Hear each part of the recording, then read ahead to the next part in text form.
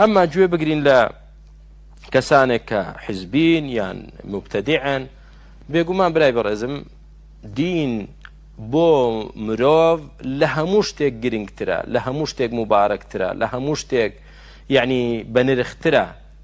ئەو دینە انظروا إلى من تأخذون منه دينكم أو عنه دينكم. سیر کە بزانە ئەو دینە لە چێ وەردەگری. دین لە کەسێک وەرمەگرە فێری گۆڕپەرستیت کە، دین لە کەسێک وەرمەگرە فێری بیدعە و خوڕافەتت کە، دین لە کەسێک وەرمەگرە فێری غەیبەت و بوهتانت کات و مسلمان بە کافر بزانی، بە مبتەدیعی بزانی کە واژ نییە، واژ نەبێت. دین لە کەسێک وەرمەگرە تووشی تەفرەقە و تەحەزوب و پارچە پارچەیەتیت دەکا.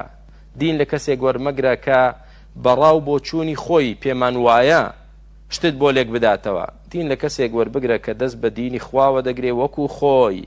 قورئان سنەت بە تێگەیشتنی پێشینی چاچی ئەم ئومەتە کە سەحابە و تابعین و تابعی تابعین ئەئیمەی ئیسلام عولەمای گەورەی سنە.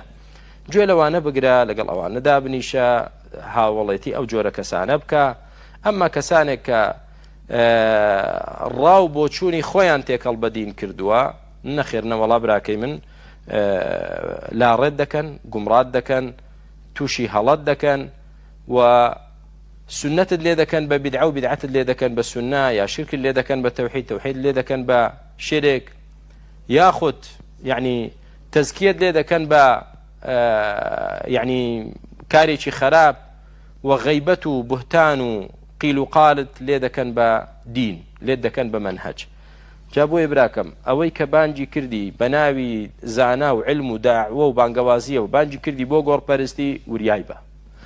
ئەوەی کە بە ناوی علم و زانستیەوە بانگی کردی بۆ بیدعە و بۆ پێشکەوتنی سنەتی پێغەمبەر صلی الله علیه و سلم نەک شوێنکەوتنی، دیسان وریای بە.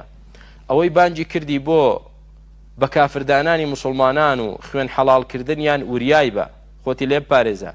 ئەوەی بانگی کردی بۆ ئەوەی کە تۆ ئەهلی سنە بە مبتەدیع و گومڕادا بنیت و سمعە و کەرامەتیان نەهێڵی وریای بە. ئەوەی بانگی کردی بۆ تەفرەقە و حیزبایەتی وریای بە. ئەوەی بانگی کردی بۆ ڕاو بۆ چوونی خۆی جیا لە قورئان و سنەت وریای بە. بۆیە براکەم پێغەمبەری خوا عەلەیهی سەڵات وسەلام دەفەرمێ ئەخوەف ما ئەخاف على ئومەتی من الأئمة المضلین. لە هەموو شتێک زیاتر لە ئومەتەکەم مەترسیم لەسەر ئومەتەکەم هەیە ئەوانەی کە ئیمامن، پێشەوان بەڵام گومڕاکارن، خەڵک گومڕا دەکەن.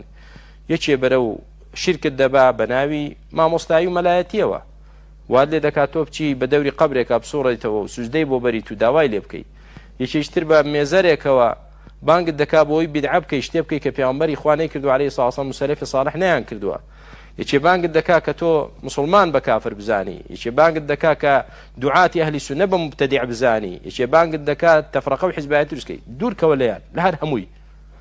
مسلمانان بە برای خۆت بزانە، بە گوێرەی ئیمان و تەقوا و ئیتیباعی سنەتیان وەلایەت هەبێ بۆیان، ئینکاری لە منکەر بکە، لەگەڵ باطل مەبە و دەست بگرە بە قورئان و سنەتەوە ئینشاء الله فأنت على خير.